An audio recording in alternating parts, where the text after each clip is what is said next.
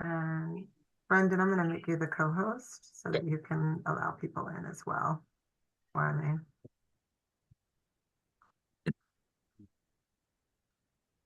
All right. Well, welcome everybody. We are happy to see you guys and happy that you're taking some time to join us this afternoon. This will be informal in a way to really just make sure that everybody's super clear on what the Green Spark is and how you can participate, how you can get folks to participate, and make sure that we answer any and all questions that you might have related to the Green Spark. We're well underway. We did have our submissions open 2 weeks ago now, I believe. And we still have quite a few weeks ahead of us that we'll be accepting. So we want to make sure that everybody has questions up front. And I mean, answers up front. If you have questions, we'll give you answers. But that, like I said, that there's plenty of clarity in the process and that you are able to present this to your community, to your schools, to your teachers, and influence folks to join and be a part of this awesome opportunity. So again, welcome. We're going to jump right in. And like I said, we're going to keep this informal. I will be kind of going through and sharing things about Green Spark with you and just kind of the process and making sure that everybody's super clear on the process. But if you have a question on what I'm speaking about, please drop it in the chat. I'll have Brendan kind of monitoring the chat and just feel free, Brendan, to just stop me if I miss anything and we'll address it right away. And then we'll also be sticking around after the fact. So if you want to wait around and you have any one-to-one questions or inquiries or anything that's specific, we'll be sticking around after to answer anybody's questions and make sure that that we're here for each and every one of you. So again, welcome. We're very excited about the Green Spark. This will be a first launch and there's a lot of energy in the air around the Green Spark. So let's start from the top. What is the Green Spark? What are the intentions behind the Green Spark? It's a student-powered virtual showcase. We're celebrating innovation, advocacy, and collaboration. We are giving students across the United States a stage, a platform to be able to come and share the exciting things that are happening in the classroom. We want to hear from teachers, and the ideas can be very simple and small and just starting to more elaborate, advanced projects that are making waves in a community. We want big, small, and everything in between. And this is really an exciting time for the community to come together across states, across state lines, and be able to connect with one another. And we're really excited to just be able to give the students the voice. So Yeah, this is I could just chime in real quick, Sarah. It could, absolutely. you could be like, oh, I have this like content area, or we're doing this, this specific project, and maybe not know exactly how it could fit into a Green Spark project. That's where our coaching can come in, and Mhm. that's what makes this different than just like a yay recognition. But if you need, it could like Sarah was saying, if you're something that's really awesome that we should share that you want to get feedback on from other students and teachers across the country, that's great. Or if you just have an idea, or maybe you're even looking for an idea for something you could do in your school, this is different than just a recognition campaign because we want to be able to connect people with other resources that we have with our other partners in the network. Yeah, so just wanted to like reiterate that. It could be like, oh, I really want to do this, but I have a loose idea versus like, oh, I have a great project. Either one is great. Yeah, and that's absolutely right. And we'll talk about that too. Like, it could be a seed of an idea right now. And we will be able to come in and we will have time to help you grow that and that idea and be able to bring it to Green Spark. So yeah, we'll talk a little bit about exactly that point that Brendan just brought up. And like I said, we're excited for any stage uh, of the ideation all the way to maybe a project that's already been completed and making, an impact in the community. We're looking for anything and all. The Green Spark is happening on April 24th, 2026. It is a Friday. We will talk about that as well in terms of timing. We know we have folks all across the United States. So there's flexibility in the different 3 sessions that we'll be hosting to make sure that there's like inclusivity in terms of time zones. So don't feel like you're restricted in any way. But the date is April 24th, so we're excited about that date. So who can participate? Anybody and everybody under the K-12 umbrella, right? So this is open to any and all K through 12 students in the United States. This can be individual students. So when you think about an individual student, that's working on a project, or you're thinking about a high school student working on a capstone project, or an individual student that's wanting to advocate for a certain change at their school or in their classroom even, right? It can be individual, it can be teams. We can, accept green teams that are working within a school, or it can be an entire class. So even if you're getting ready to start in a unit of study, like Brendan said, and you've got this idea of working on a project with the class on a specific unit of study, perfect. There you go. That could be what we ask that you submit in terms of a project. So just knowing that this is something you want to do with a small group of students, a whole class, any students can participate. We do want to make sure that you guys understand that the students or classes all need to have a sponsor or a teacher advisor attached to them. If you are one of those individuals, if you are somebody that knows of a student or a group of students, they will need a teacher advisor or a sponsor to be attached to them. And we'll talk about the responsibilities of that individual, just to be a point of contact and to kind of guide them and mentor them. If it is a K through 5, and that's going to be 6 through 12, K through 5, you would definitely kind of need to be a little bit more directing, obviously, the submission and the work of the project for our smaller or for our younger students. But any student, even if it is a senior in high school that wants to showcase, like I said, a capstone project, they will need a teacher advisor to be the contact person and be in that role. So if you are somebody that is going to act as a teacher advisor or sponsor, like I said, you will act as kind of a mentor to the students, the group of students, or the class of students. You're going to be helping them reflect on the project and planning, and then you can help them complete the submission form. And students that are in grades 6 through 12, if there's a group of students that want to submit a project or something they're working on, or something they're excited about getting started, um, they can go ahead and submit on their own. They would just need your contact information as a committed sponsor to them. So again, if you have a group of students, you can go ahead and give them the authority to complete the submission on their own and allow them to work through that process of the submission form. It's just going to ask for your contact information. And now again, for grades K through 5, you would need to be the one that actually completes that submission form. All right, so teachers must be the one to submit the projects on behalf of those students. And I will say that the K-5, K through 5, or elementary students, the submission form is an abridged version. It's a simplified version. So you'll see if you are a teacher or a sponsor for elementary students, the submission form is much shorter and requires a little less for our elementary students. All right, so this is kind of what we were just talking about earlier, right? When we're saying, what kind of projects are we looking for? What do you mean? Some people might feel a little intimidated by the idea of this impactful project, and impact comes in many different forms. So when we ask what kind of projects are we looking for, it's really any project that offers a solution to improve your school, your classroom, your community. It can be a very small idea to help improve recycling within your classroom, to a larger, impactful, across a community project. And this is where we were talking about, it can be a new idea. And this is, the green spark. It could be a spark of an idea at this point, something that you're thinking about or considering doing. It could be something that's you kind of are already in the progress, or it could be something that has already been completed. So we're not looking for only projects that have been completed at this point. They can be in any part or any iteration of the project.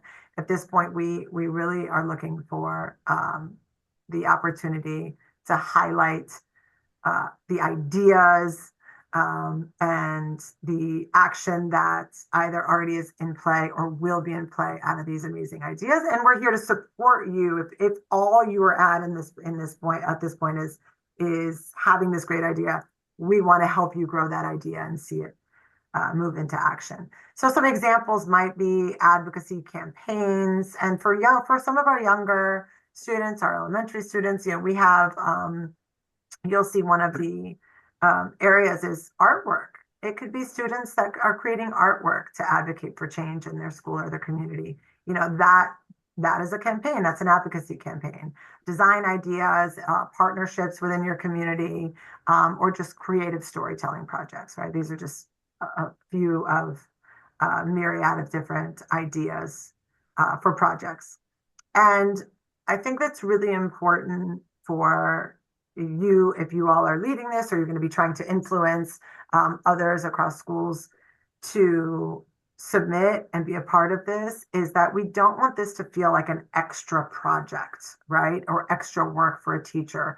We want to highlight what's already happening, what they already have infused in their instruction and their curriculum. And so thinking about project, like I said, units of study, project-based learning that's already happening in the classroom, that's a part of their STEAM or STEM programs within social studies classrooms, as a part of capstone projects. We just want to take what's already happening, all the beautiful work that's already happening across our country and across our states.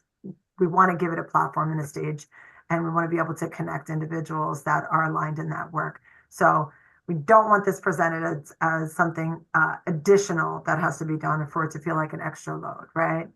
And it's really just about looking at real problems that exist in our students' landscape in their environments across the US. We want them designing a solution as simple or as complex as their little minds can take it, and then sharing that story. What did that look like for them to identify that problem and go through that ideation of how to address that problem and create change related to that problem.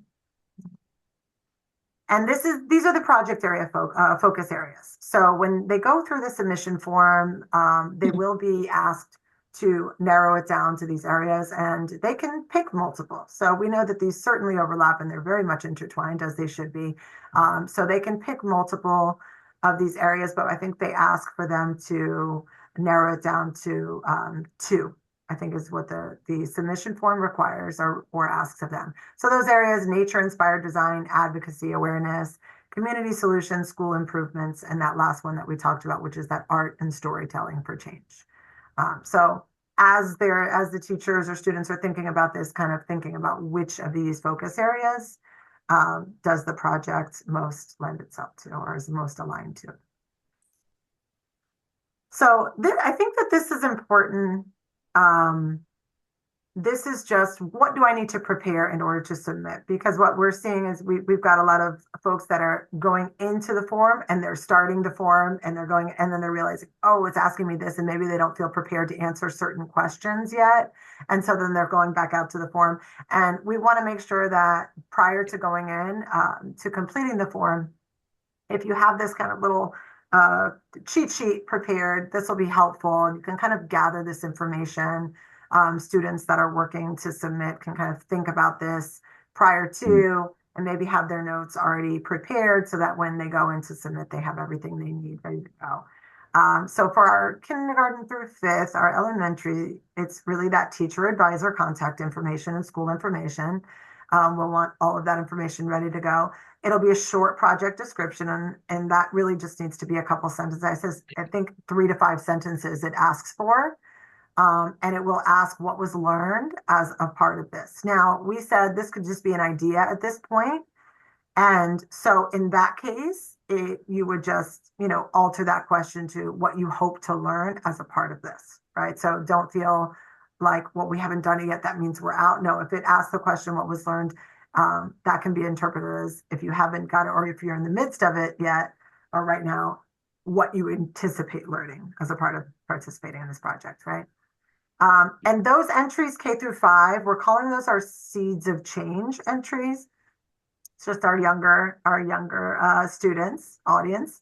And so that will also be what we call our seeds of change statement, where we're just asking them to complete this statement. Our class wants to make a difference by. And again, that can be altered by our group, our green team, or if it's an individual student, I want to make a difference by. And then if there is a photo or a video that accompanies the project or that helps us understand what you're trying to accomplish or what you hope to accomplish, that's also what will be a part of the submission for our K-5.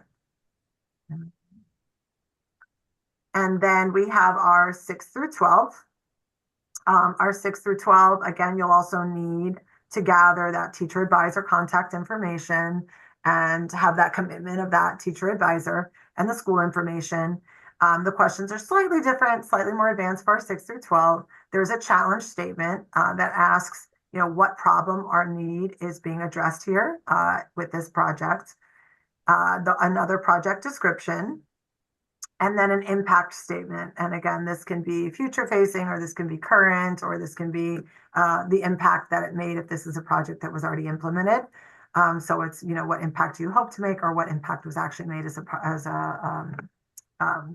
part of taking part in this project, right? And then for our 6 through 12, because there's a little bit more description that we're asking for in terms of the challenge statement and the description and the impact, the media piece there is optional for our 6 through 12. I want to pause for a second and see if there's any questions related to what is needed for the submission. I don't see any questions coming in now, so we'll keep it moving. So once you have this information, you're ready to go to the submission form. And I am going to bring over the live version of our website here just so you can see exactly where it is for submission. It's on our website, greenschoolsnationalnetwork.org. You will see right at the top, we have a nice banner here that says Spark the Change with GreenSpark. And by clicking here on Learn More, you'll see the GreenSpark landing page. And right here is where you'll see the Submit Your Project. So by clicking on the Submit Your Project, it takes them right to that submission form. Okay. And going through, you'll see all the things that we just talked about that they have to submit. It's really a pretty simple form. It does not require much for those individuals that we invite to join us and that receive that acceptance letter to be a part and be a presenter at the GreenSpark. We'll definitely be able to elaborate from there and go further in terms of supporting that project. So let's talk about that. Steve has a Student, question, Sarah, if you don't mind taking a question. of course, Dave. Yes. You're on such a roll, Sarah. I didn't Sorry. interrupt you, but I do have a quick question. Um, Looking through the submission and thinking about like that we're in the middle of the year and there could be a number of projects that are just at the beginning stages Mhm. and they have a sense where they're going, but they haven't finished a project or completed anything, but they have a direction. I was just going to confirm and think about that with the audience too, is that these projects don't necessarily have to be finished projects, right? They could be, here's the idea, here's things that we're working on, here's where we're going. And probably by the end of April, they'll have a lot more data or material to be able to share. But they're interested in wanting to participate as a voice and then connect with other students on a national level. Am I thinking about that correctly? Absolutely. And so I think that brings a good point. We've said that at this point, this can be an idea, it can be, a unit of study or project that you're getting ready to begin. And it doesn't mean that it has to be finished by April 24th when this conference happens. The presentation of the great work you're doing, it can be fluid. And I think that's the beauty of it, what you're saying, Dave, which is having students connected through the GreenSpark. You may find that there's another group of students somewhere else that's working on something very similar. And the beauty of that is you can kind of collaborate, bring these folks together to collaborate and change the course of that project even after the GreenSpark. So yes, absolutely, you are on track with exactly what we had in mind, which is there can be fluidity in this project. We're taking it and any part of the continuum from just an idea at this point to any part of where you are in that project. So All right. So let's talk about the time of year it is right now, right? Because I know we have um, the date as December 22nd. So right now we have December 22nd as our submission deadline. But we've had numerous uh, folks across our partners say that this is a crazy time of year, right?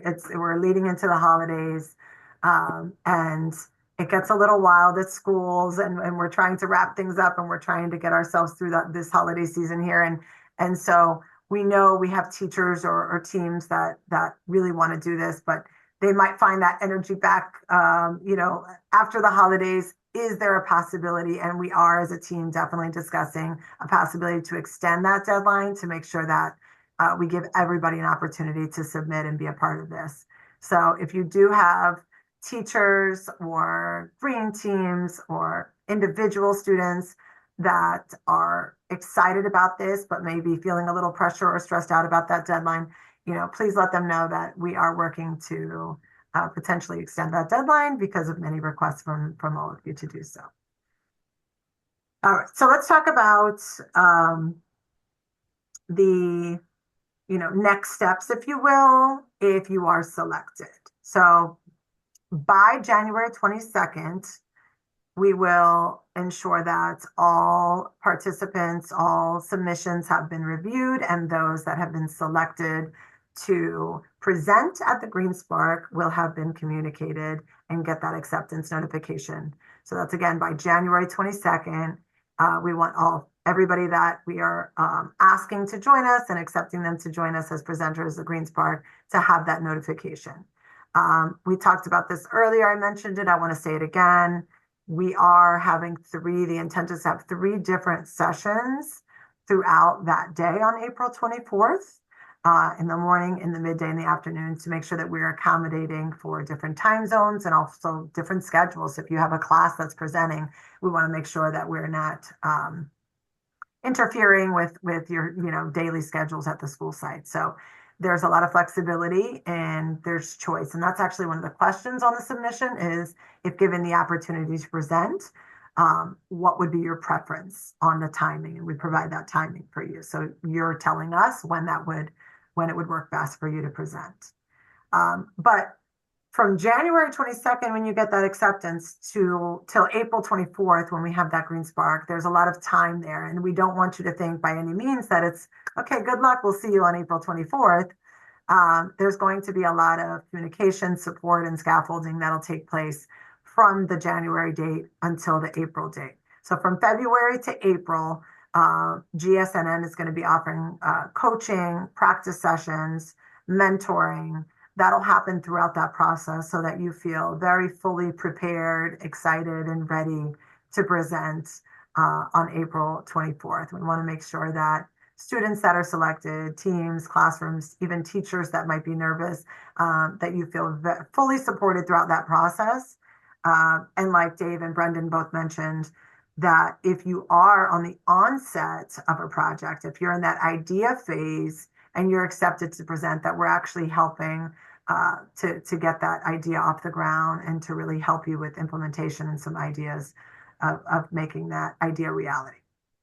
And so we're excited about that part of it too, because it's an opportunity for us to connect prior to the Green Spark with the community and students and teachers.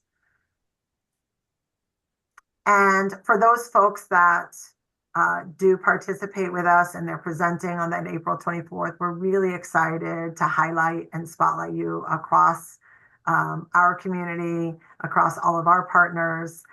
Every student that participates is going to earn a Green Spark certificate and a digital badge. We want to honor those students and be able to provide something to them to demonstrate their participation, something that they can add to their own portfolio. We are going to have a Green Spark digital gallery. So every presenter and their projects will be highlighting and spotlighting in different areas, but we will have a digital gallery that will live on our website to be able to honor those who presented and were a part of our first annual Green Spark. Those top projects, there will be special features as outstanding stories of impact. And again, that coaching we will be providing for our students and our teachers to help those ideas grow. So a lot of incentive and exciting highlighting and spotlighting and making sure that the teachers and students who participate in this really feel seen and valued because we're really excited about this opportunity. We hope they are too. But we want to also make sure that this is very inclusive for all parties who are interested. So even if a classroom or a student or a small team of students do not get selected to present, we still want them to feel very much included in the program on April 24th. So even if that project isn't selected, we are still inviting everyone to participate as viewer participants. So they'll still get to partake in the day's activities. They'll be able to select the sessions and join those interactive break rooms, still connect with peers across the United States, still be able to take part in the Q&A panels with the student presenters.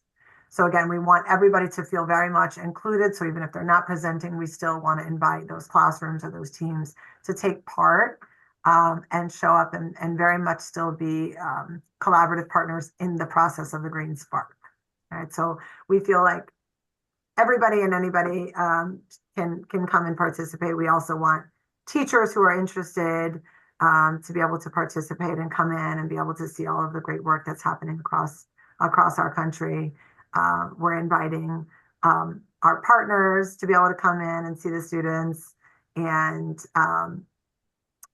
local businesses. We want this to be an experience where everybody gets to participate and everybody gets a chance to hear the voices of students and all those advocates for change. So we're really excited. I do want to kind of just run through that. I know I've been going through a lot. Just run through the simple timeline once again. So December 22nd, pardon me, is the current submission deadline, with hopes that we can go ahead and extend it. But I do want to give you that current deadline just to put that on everybody's radar. If you haven't yet been able to market that out to your schools, if you are somebody that can influence participation at the school level or the district level, we ask that you do that now because, like I said, this time of year, we know it gets crazy. And so, marketing that as much as possible and pushing that out to anybody that you think would be interested, that we want to see happen now so that they can meet that December 22nd submission deadline. January 22nd, a month later, is when we are going to get those acceptance notifications out.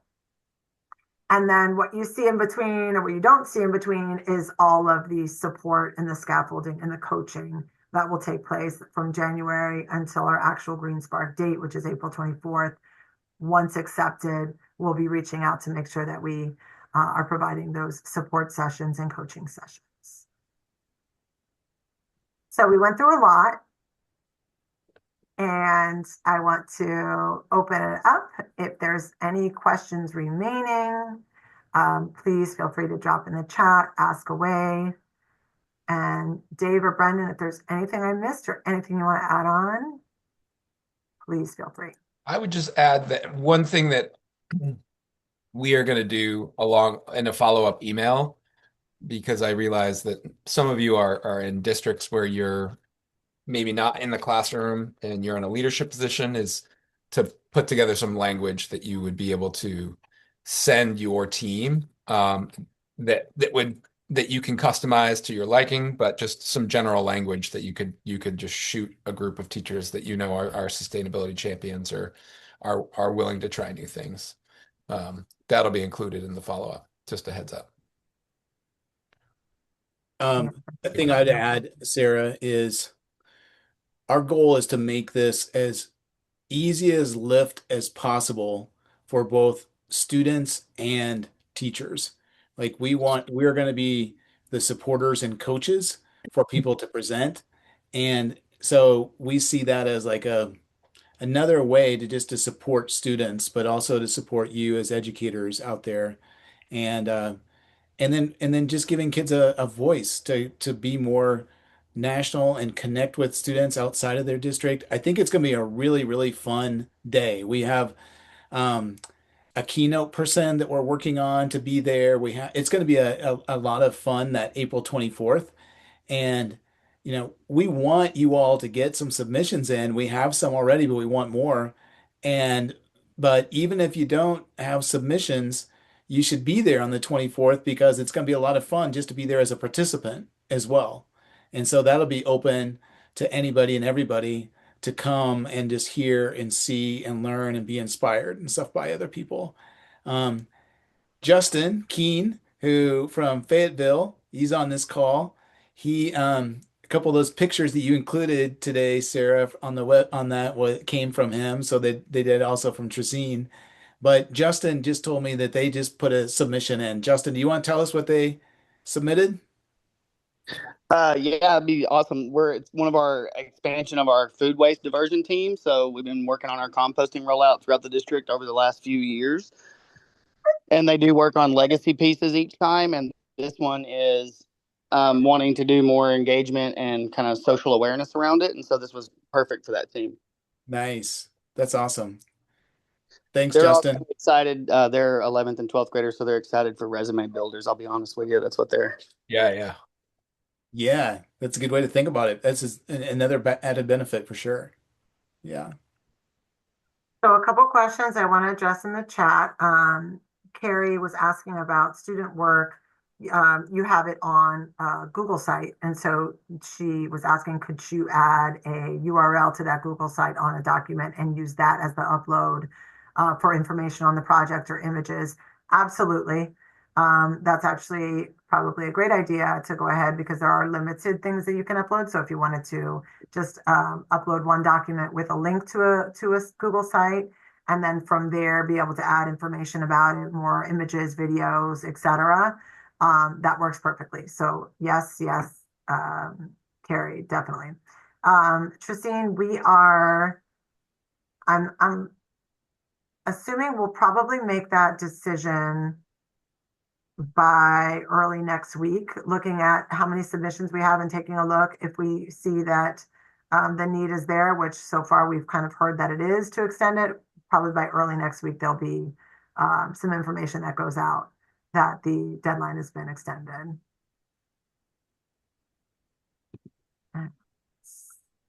The media releases, so those media releases, that will be once selected or accepted, and we'll give you all that information at that time. So if a submission is accepted, we'll have a whole package for you, and we'll talk about those media releases and everything. If you are putting pictures or videos of students as a part of the submission form, you'll just need your media releases on your end at the school site or your school district, your district media releases. So make sure you have those on hand for any pictures or videos that you're using of students up as a part of the submission. So also for Marty, I know you were jumping in and asking about, I'll go right back to the project page, the question that specifically you asked, which what kind of projects are you looking for, and just kind of review that again. We talked about this. When we talk about projects, it can be a project that's right at the onset of an idea that a teacher has or a student has, all the way to a project that has already been implemented and is affecting, change in the school, classroom, or community. So we're looking for new ideas in progress or already completed. Examples that we give here, but I want you to, this is a very small sample of a myriad of project ideas. We don't want you to feel limited in any way. But it could be advocacy campaigns, it could be any design idea, partnerships that maybe you have with community partners that you're taking, that students are collaborating or partnering with, creative storytelling projects. We're seeing anything from, elementary students that are creating artwork that advocates for change, to high school students who have completed capstones that are a little bit more in depth. Really, there are not limitations. What we're really looking for is that a student or a group of students are considering a problem in their community or in their school, designing a solution, really thinking through a solution to that problem, and then we just want to hear that story, right? And so you might just be at the part where you've identified this problem and students know they want to affect change as it relates to that problem. And that's okay if you're only there, because that's where we come in to kind of coach you and guide and provide that support to get that action off the ground, if you will. So this is kind of the idea. And again, I want to just reiterate, we have some really great toolkits developed around healthy school buildings and solid waste that GSNN has co-authored with other organizational schools that are really robust. And we also have EcoRise, like we can help direct you towards curriculum resources that exist. If you just have an idea, but you're like a teacher where you are willing to expand it out into like a week-long or 2-week-long unit, contact us for resources and connections, because it's not, you don't have to reinvent the wheel. We love reinventing the wheel. If you have an awesome inspirational idea to your specific to your context, that's awesome. But if you're like, hey, how do I do this? Reach out to us. We can provide resources and support. Marty, that sounds like a wonderful project, right? The composting project, sending the compost to a local farm. Yeah, absolutely. So EcoRise, if you were a part of our recent Catalyst Leaders meeting, we had them join us, and they're really excited about the Green Spark and the ability to help. They are a partnership where they have amazing resources, curriculum resources, ready and available and they can really help you. They're going to participate in the coaching and just what Brendan was talking about, where maybe you're getting ready to embark on a specific unit of study, and they can help with that coaching and aligning specific curriculum and specific resources that you can utilize to bring that to life. So again, it doesn't have to be something that you've already designed and prepared, but that's where EcoRise comes in. They have a very robust library of curriculum and resources, and that are already aligned to standards. So that's something we're excited about, having them join in and support this as well. Yes, elementary thanks. team. That's exciting. Justin, that's awesome.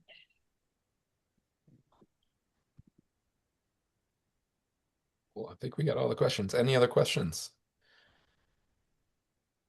We have recorded this, so we will have this will be available, and we certainly would love for you to share it with folks and make sure that people are informed. Like Brendan said, we will be following up with some marketing, some opportunities for you to very easily share this information without having to go to ChatGPT and to write an email, a lengthy email about the process. But we'll provide something for you to get out to your schools, to teachers, anybody that you know that would And be interested. it's open to schools outside the network too. So if you have like a teacher at your kid's school that you want to nudge to do something, or that already is doing something, it's really about learning and connecting people. So share far and wide, please.